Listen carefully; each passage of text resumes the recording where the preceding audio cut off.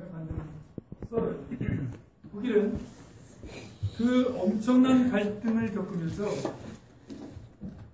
바이마르 공화국과 나치 공화국을 겪으면서 좌우 두 번 해방을 겪으면서 사회의 문제를 알았어요. 그래서 단독 정부를 수립할 수 있을 때에도 수립하지 않았어요. 1949년 건국부터 지금까지 메르켈 정부까지 23번 정부가 수립하는 동안 놀라지 마세요. 그러니까 내가 배고파가지고 내가 물질에 약해가지고 이거 먹으면 아니 이게 강의 준비하는 거 한번 더 읽어보느냐고 전좀 먹었어. 나한테 이제 고문하고 있는 거야 지금. 너무 맛있게 먹어가지고 좀 이따가 끝나고. 그랬어. 아니 겨울에 사무실이 너무 추워가지고 누가 일어나서 연구실을 옮겼어요. 앞방으로. 집이 무거워가지고 흘러 나셔가지고 계속 물리치료 받는다. 이분도 싶은데 기분이 좋아가지고.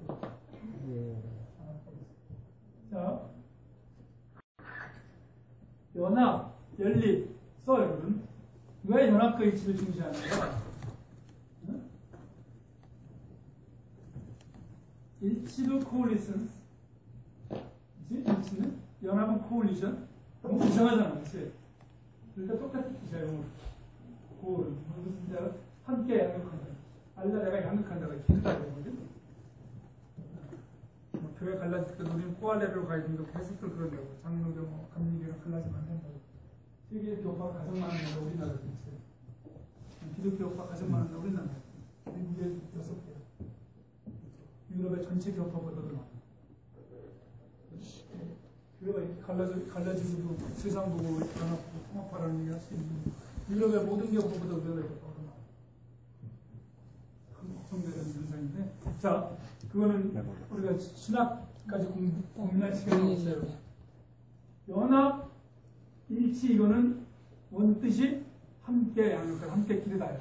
자, 그러니까 23번이나 김인당이 됐건 3인당이 됐건 네? 함께 연립을 한다는 것은 무슨 뜻이야? 이 시점에서 우리나라 새누리당과 새정치민주연합이 연합 연립정부를 한다는 무슨 뜻이야? 세 가지 열렸어. 연합일치 놀라워. 앞으로 살다면 시내가 이제 살다가 진짜 연합할 사람, 일치할 사람 생기지. 그러면 폭발적인 에너지가 생기는 거야. 진짜 연합할 상대가 생기고 일치할 상대가 생기면 연합과 일치는 무리세는 세 가지야. 또 여러분 첫 번째는 공존성이야. 공존성, 타협성, 즉 평화성이야. 평화야. 연합은 싸우질 않아. 아이와 아이 교육을 놓고 연합을 하면, 함께 양육하려고 하면 부부가 나와 사랑하는 사람이 공존성은 지금 우선 갈등을 안 해. 지금 평화롭고 지금 타협하고 연합의 최고 항목은. 독일은 그래서 49년 지금까지 갈등이 아주 나죠. 핀란드도 거의 갈등이 없잖아. 스웨덴도 거의 갈등이 없어요. 가서 보면. 우리는 이 당에서 이 당으로 정책만 바뀌면 남북관계고 교육정책이고 할 수 없이 너무 바뀌어서. 그치? 자, 우선 첫 번째가 공존. 갈등이 현저히 나죠.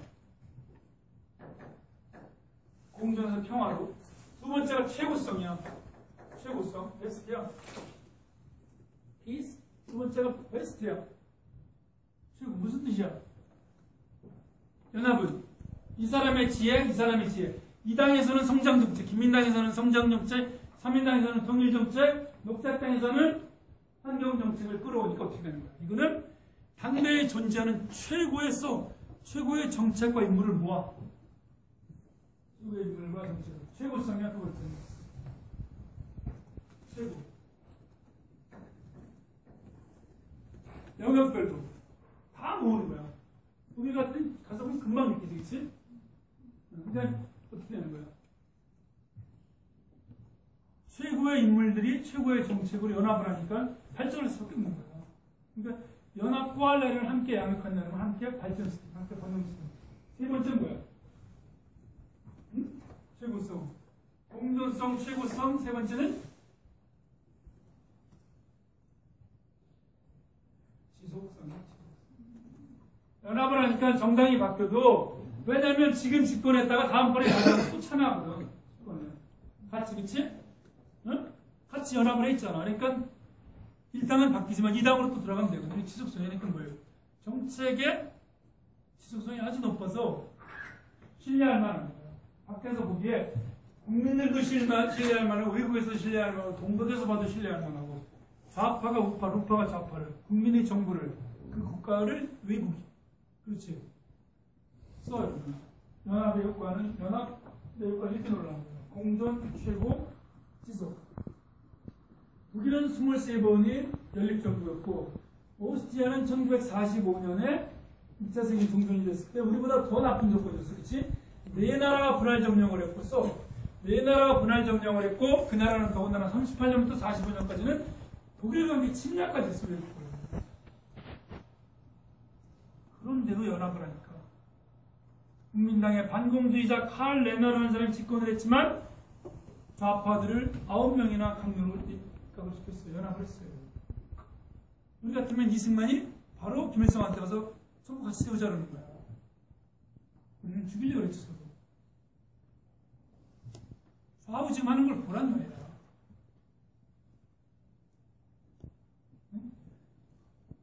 제가 여러분들하고 앞으로 이걸 같이 만들어야 할 얘기가 참 많아요.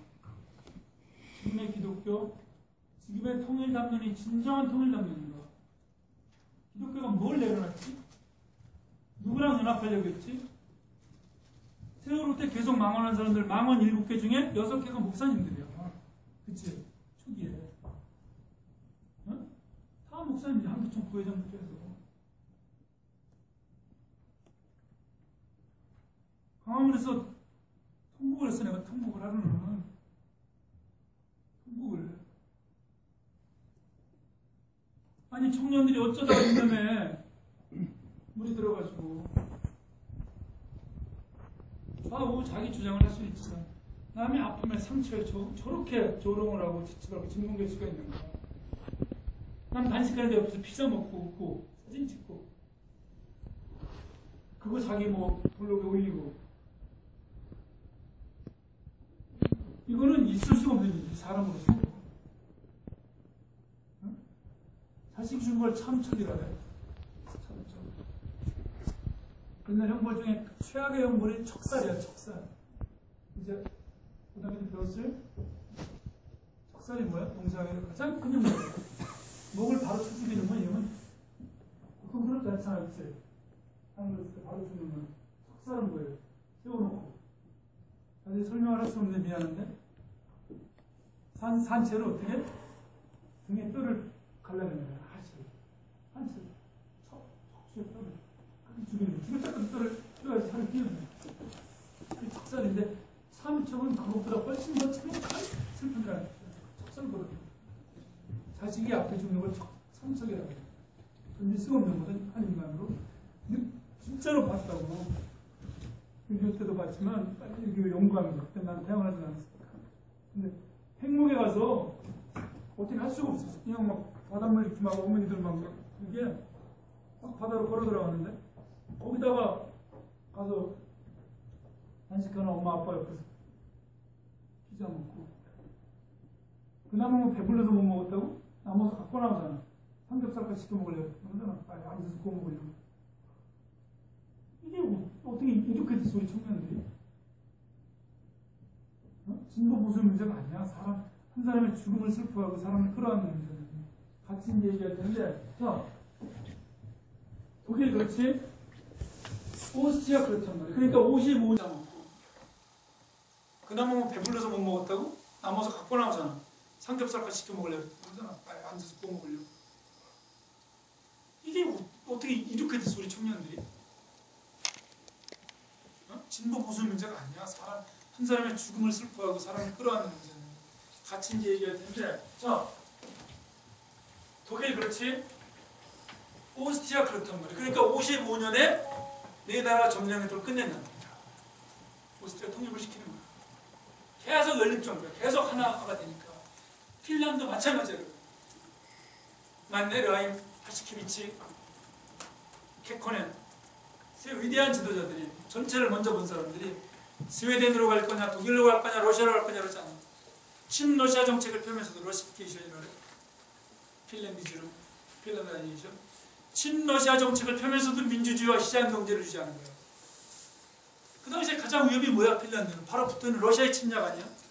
러시아의 침략을 막기 위해서 러시아랑은 우호 원조 조약을 맺으면서 어떻게 돼요? 사실상은 시장 경제와 민주주의를 유지하는 거예요. 가장 어려운 거지. 근데 이게 어떻게 해서 가능했던 거야? 안에서 연합과 일치 때문에 가능했던 거야. 친러파, 친투파가 싸우지 않고, 우리 지금처럼 친미파, 친중파가 싸우지 않고, 민족파, 자주파, 동맹파, 국제파 싸우지 않고. 여러분, 퍼스널리티가 뭐야? 통일 국제 문제 공부하려면 끝이 없어. 오늘 아주 압축적으로 설명해 줄 거예요. 한 사회의 성격은 천만의 말씀이야. 왜 한국 사람들이 자살 인자를 많이 타고났어? 핀란드 사람들이 평등 인자를 많이 타고났어? 한국 청년들이 취업하기 싫어해? Your neighbor is your republic. 내 이웃이 내 공화국이냐. 내 이웃을 사랑하는 것은 그 나라를 사랑하는 것 똑같은 거예요. 성경에서. Your neighbor is your republic. 내 이웃이 내 공화국이야. 내 이웃이 하나님 나라이야. 왜 어떤 나라 청년들은 자유롭고 평등하고 행복하고, 왜 어떤 나라의 청년들은 자살을 많이 하고 취직도 안 되고? 체제가 잘못된 거였어. 안에서 나오는 균형이 깨진 거야. 한 사람들이 많이 죽는다는 것은 자살과 저출산은 10년을 1등을 해도 지금 고칠 생각을 안 해요. 그리고 더 좋은 대학, 더 좋은 신문사, 더 좋은 로펌, 더 좋은 재벌, 더 좋은 기술을 발전하면 이런 게 없어질 거라고 이제 점점 더 죽을 거예요. 점점 더. 무슨 얘기? 이 사회에 어떤 힘이, 어떤 요인이 더 두드러지냐가 그 사회의 성격을 결정합니다. 이건 뭐 좌파 이론도 아니고 우파 이론도 고전적인 논리예요. 여러분, 한 사회에 어떤 요인이 지배적이냐가 그 사회의 성격을 결정하는 거예요.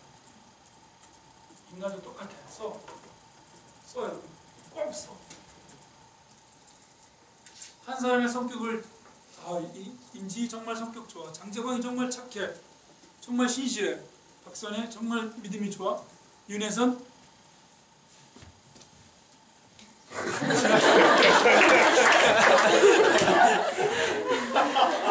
단어를 까먹었어요.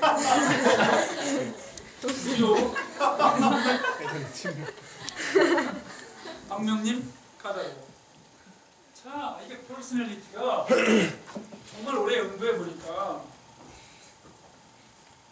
아니 혜선이한테 뭐 그 다음 단어가 나쁜 거에서 까먹은 게 아니야. 잠시 뭐가 있었는데 그냥 안 떠올라.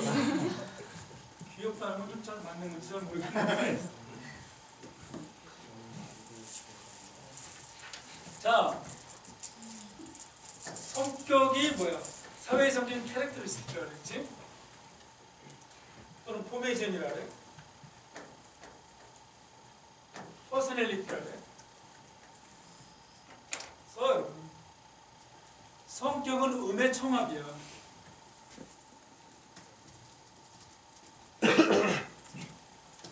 person, 페르소나라는 말은 알 거야. 페르소나라는 말은 서로 뭐였어? P-E-R, 페르, S-O-N-A, 소나. 소나는 음성이야. 아주 중요한 거 가르쳐주는 거지. 어디 못 듣는지. 소나, 신의 성격은 신의 음성, 소나의 페르는 퍼스펙티브는 스페르, 보는 거를 전체를 보는 걸 얘기해요. 이게 퍼스펙티브야, 전체를 보다. 페르소나는 희선이의 음성을 다 합쳐놓은 페르. 그가 화가 났을 때, 그가 기쁠 때, 그가 슬플 때 이걸 다 합쳐놓은 그 사람 음성이에요. 소나의 총합이 펄슨이야. 한 사람. 그 모습이야. 한 사람의 모습. 그것이 내면에 된 것, 그게 성격입니다. 퍼스널리티야. 각각의 퍼스널한 성격. 퍼스널리티는 즉 한 사람의 개성, 특성, 성격은 그 사람의 음성의 총합인 거야. 페르소나. 소나의 페르. 그러니까 뭐예요? 한 사회가 불평등하다, 한 사회가 자살이 많다, 이건 그 개인의 책임이 아닌 거야. 한국 사람들이 갑자기 자살을 많이 하는 게 아니야. 자살은 사회적인 거고 정치적인 거고 전체적인 거란 말이야. 갑자기 정신병자가 많은 게 아니야. 한국 여성들이 갑자기 출산, 뭐 의학적인 질병 때문에 출산이 안 되는 게 아니야. 한 사람이 여럿일 때는 그게 총합인 거야. 알았죠, 여러분? 그 사회의 성격인 거야. 그러니까 준성이가 자주 화를 내면 그건 준성이 퍼스널리티야. 박명님이가 자주 까다로우면 그건 박명님의 퍼스널리티. 이게 뭐예요? 바뀐다는 거지. 어떤 소나가 그를 지배하느냐에 따라서, 만약에 그가 성격이, 어떤 한 사람의 성격이 이드가 지배한다. 이드? 그럼 이 사람은 임펄시브하다. 욕망이나 욕동이 지배하는 사람은 이거는 굉장히 충동적인 거야. 임펄시브한 거야. 또는 누구는 에고가 지배한다. 응? 자아가 강하다. 욕망이 강한 사람, 자아가, 이 사람은 굉장히 리얼리스틱한 거야. 현실적이고, 응? 때로는 셀피시하고, 개인주의적이야. 인디비주얼리스틱. 근데 어떤 사람은 슈퍼에고가 지배한다. 초자아가 지배하고, 슈퍼에고. 초자아가 지배하고, 도덕이나 윤리가 지배한다. 그 사람은 모랄리스틱, 윤리적인 인간이고, 미학적인 인간이 그렇단 말이야. 응? 한 사람의 소나, 그 안에 그 사람의 정신의 구성 요소가 무엇이냐에 따라서 어떤 게 강하냐에 따라서 저것이 균형이 이루는 게 이제 전체적인 그 사람의 퍼스널리티나 캐릭터로 나타나는 거예요. 근데 한 사회에서 그래서 사건이라는 것은 본질이 겉으로 드러나는 거예요. 벤트라는 게 본질이거든. 이는 겉으로 나온다는 거죠. 한 사람의 삶은 행동으로 구성됩니다. 행동의 누적이 그 사람의 삶이야. 아주 중요한 거 얘기하는 거야. 한 사람의 삶은 행동으로 구성이 돼. 행동의 누적이 그 사람의 인생이야. 근데 그 행동은 바로 성격이 겉으로 드러나는 거야. 행동은 한 사회의 성격은 사건으로 구성이 됩니다. 사건의 누적.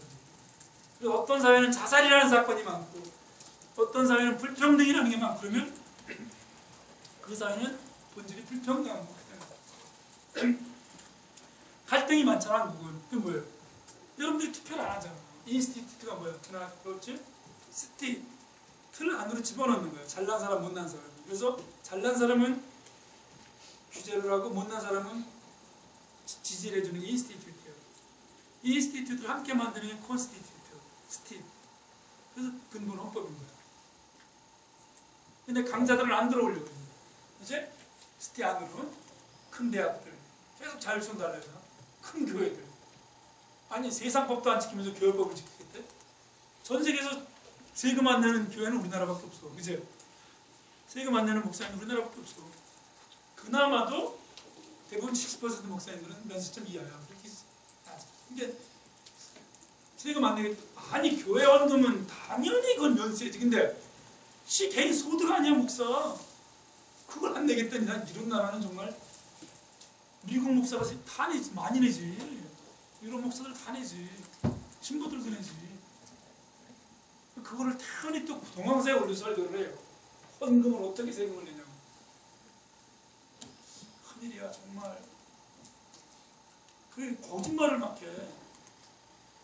OECD에서 목사들 세금 안 내는 대한민국 한 나라밖에 없어.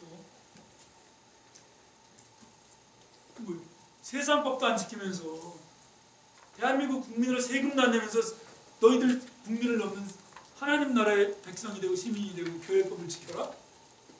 이건 있을 수가 없는 일이에요.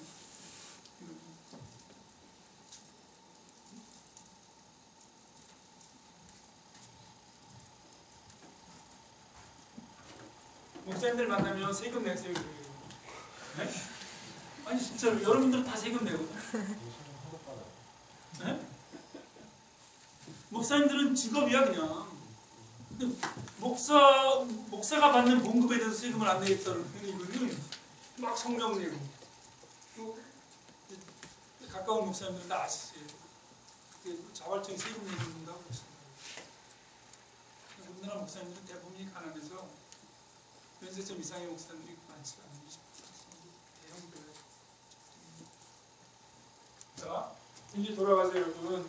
그래서 지금 우리가 이 문제를 고민해 보면, 자, 한 사람의 삶은 행동의 누적이야. 근데 이 행동은 겉으로 드러나는 거예요. 이 행동은 그 사람의 마음이 그때 순간순간 나타나는 거예요. 그렇지? 행동을 보면 그때 그 사람의 마음을 알 수 있는 거예요. 한 사람의 삶은 행동의 누적이고 한 사회의 성격은 사건의 누적이에요. 근데 제도 안에 들어가면 투표율과 노조조율이 높은 나라들은 사회 갈등이 현저히 낮고서 평등해. 평등. 즉 투표율이 높고 노조조율이 높다는 건 우리가 공부한 그대로라는 조금 전. 제도를 통해서 연합하고 타협을 하는 거예요. 근데 우리는 투표 자체를 안 해. 20대, 30대 특히. 인구는 많은데 60대, 70대가 투표율이 높으니까 실제로 투표권자는 어떻게 유권자는 20, 30대가 많고 투표자는 60, 70대가 많으니까 어떻게 되는 거예요? 인생 10년, 20년 남겨놓은 분들이 여러분들 5, 60년을 결정하는 거예요. 그분들 투표가 이렇게 중요한 거예요. 그래서 서양 스웨덴 친구들은 voting is life라는 표현을 써요. 청년들 겁을 준다. 투표는 인생이다. 그러니까 얘네들은 투표율이 90%예요. 여러분들은 40%, 50%. 그래놓고는 어렵대. 우리 어렵대. 우리 문제는 다 제껴놓고 가서 영어 단어 외우고 있으면서 투표 안 하고 그리고 취직 안 돼. 투표해야 취직이 되지, 그치? 응? 의견을 나타내요. 자, 우리 통일 문제로 돌아옵시다, 여러분. 다시 이 세 나라를 보면 오스트리아나 핀란드나 독일을 보면 우리가 여러분 통일을 위해서 통일은 3단계량을 알 수 있습니다. 3단계. 하나는 우리가 지금까지 알고 있는 모든 통일은 북한과의 통일이에요. 정말 말씀입니다. 첫 번째 통일은 통일 이전의 통일이에요. 통일 이전의 통일. 즉 통일을 하려고 하는 주체를 형성할 수 있는 거. 대한민국이 하나 되지 않고 대한민국이 통일되지 않고 북한과의 통일은 허구예요. 통일의 주체가 형성이 안 돼 있는 거. 우리가 갈등해두는 신이 안에서 이드와 수파여고와 에고가 갈등을 하면서 자기는 내면에서는 이드가 강하면서 박명진하고 김신혜 이드가 강하면서 겉으로는 쫙 아주 도덕적이고 종교적으로 나타내요. 지금 목사님들 자기는 세금 안 내면서 남들 부분 물질에서 내려오라 막물에서 내려오라. 어떻게 그런 설명을 할 수가 있어? 어? 당장 조사해보고 있으니까 우리나라 단 한 나라 그냥 개인 소득이 그냥 국민으로서 내는 거야 그냥. 그 목회자고 뭐고 관계없이 국민도 안 되려고 하면서 하는 나라 백성이더래. 앞에 있는 청년들 아침에 기독 인문 독서 모임 하는 목사님들은 그러니까 자료가 헛소리 못해. 심각하군요. 특히 가장 큰 기독교 단체, 가장 보수적인 맨날 세금 안 내려고 제일 큰 교회로 구성됐습니다. 자, 통일 이전의 통일이 훨씬 중요해요. 그래서 두 번째가 북한과의 통일이에요. 즉 통일 과정이에요. 우리가 지금까지 얘기한 건 이것만 얘기하는 거예요. 통일 이전의 통일은 준비하지도 않고 연구하지도 않고 대비하지도 않으면서 통일 과정에서 통일 효과, 통일 제도, 통일 준비를 얘기하고 있다. 두 번째 단계만 얘기하고 있으니까 점점 멀어지는 거예요. 우리는 통일을 이야기하면서 통일과 점점 멀어지고 있고, 세 번째는 통일 이후의 통일이에요. 통일 이후의 통일. 오스트리아, 핀란드, 독일, 베트남, 예멘, 수단, 아랍에미리트 공화국, EU, 미국 이런 여러 나라들이 보여주는 건 뭐예요? 남아프리카 공화국 굉장히 많은 나라들이 통일 이후의 통일도 다르다는 거예요. 통일 이후에 다 통일이 아니에요. 통일 이후의 분열, 통일 이후의 전쟁, 통일 이후의 갈등 이것은 어디에 달려있는 거예요? 즉 통일 이전의 통일과 통일 과정에 달려있는 거예요. 왜 그래요? 우리는 지금 이거를 착각하고 있어.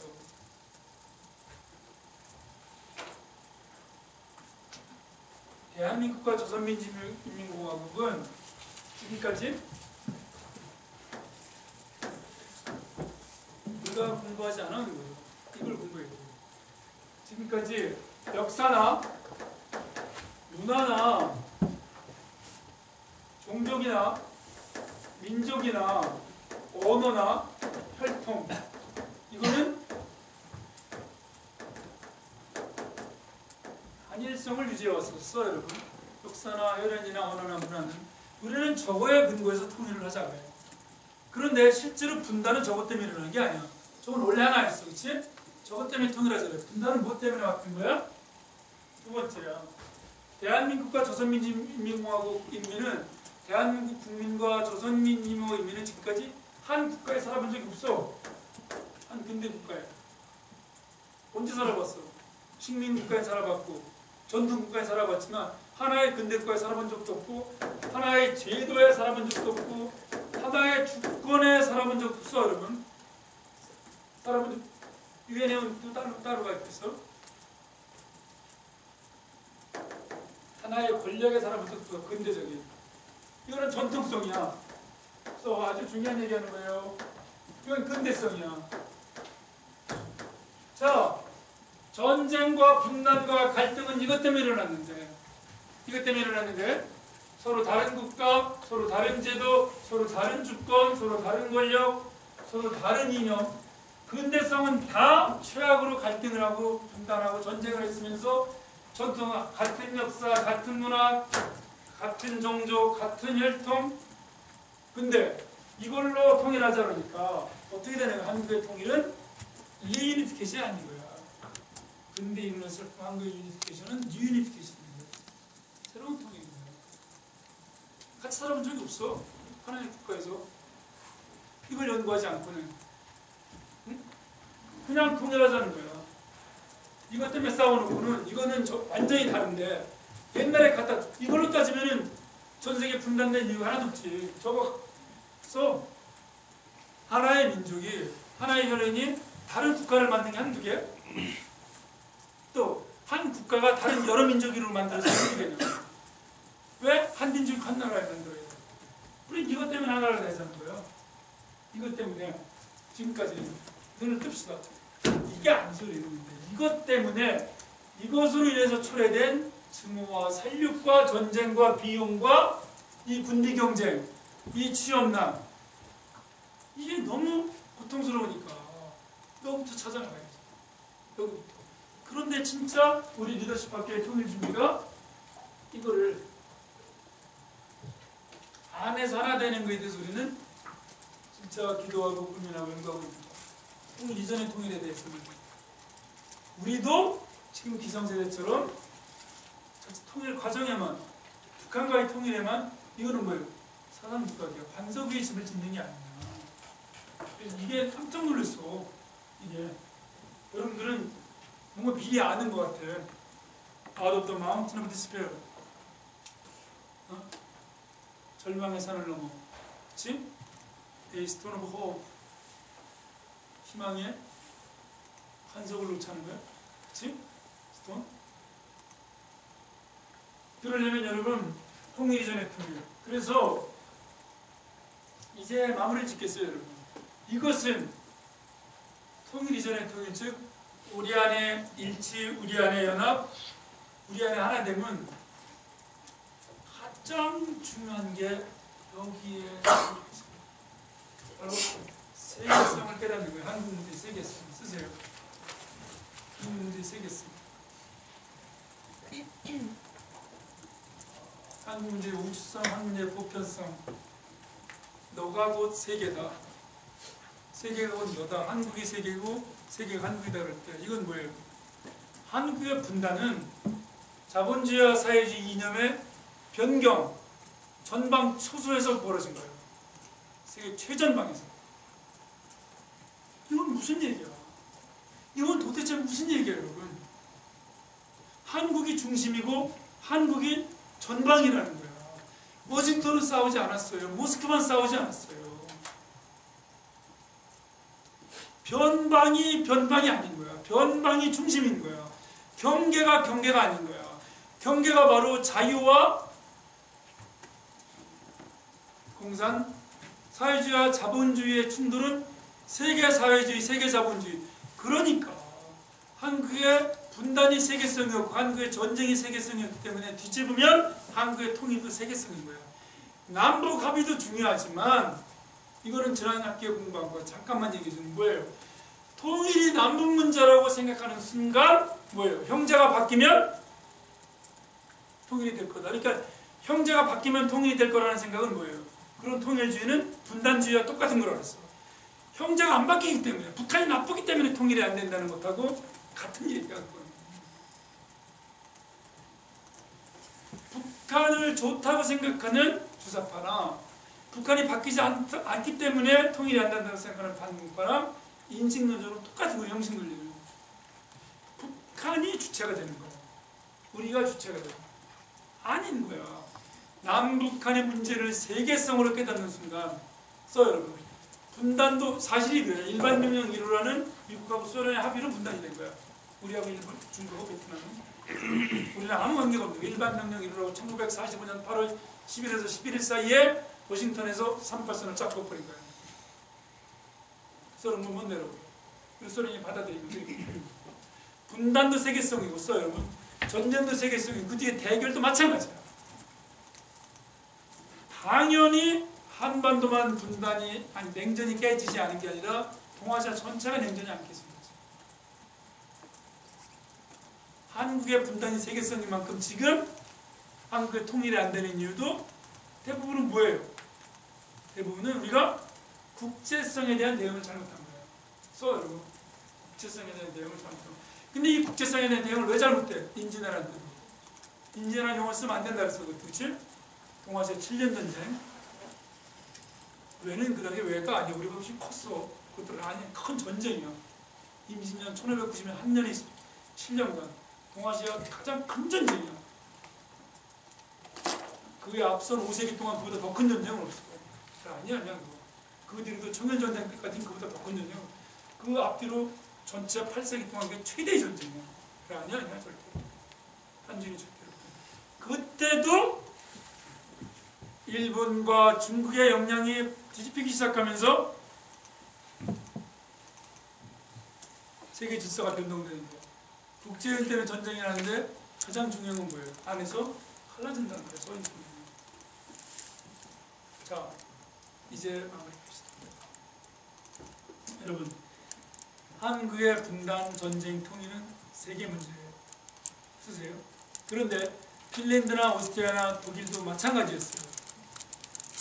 그 세계 문제, 세계인으로 분단되었을 때의 그 세계 문제에 대한 대응은 내부에 달려있어요. 특히 한국은 지정학적 요인 때문에 세계성이 가장 압도적인 나라였어요. 동아시아 7년 전쟁 때, 청일전쟁 때, 러일전쟁 때, 1945년 탄생부예요. 한국의 한반도를 둘러싼 지정학이 바뀔 때마다 국제 질서가 변동될 때마다 한국의 분단은 항상 제한되었었어요. 강대 국들에게 차지하려고 그만큼 세계성에 첨단해 있는 거죠. 이거를 통일하는 것은 여러분 어때요? 이 세계 모든 나라들의 한반도에 대한 욕망과 이익을 우리가 극복할 수 있는 비전과 역량이 있어야 되는 거죠. 정말 어려운 문제다.